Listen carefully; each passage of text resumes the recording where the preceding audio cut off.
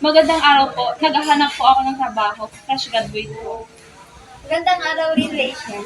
May bakante kami, pero kailangan mo ng training bago ka maging regular na empleyado. Training po?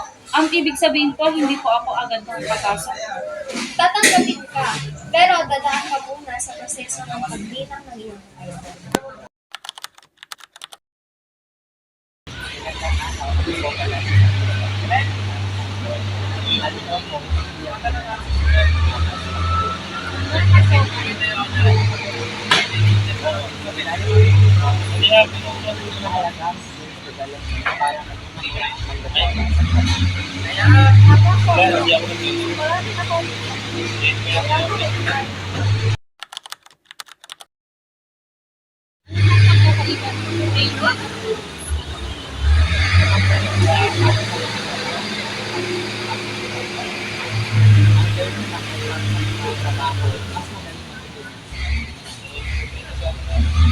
Pareho kayo dito, may handa ka sa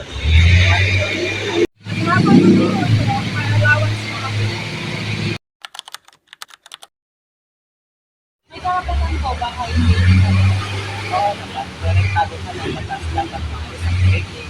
May tamang kondisyon at Sige, sigurado.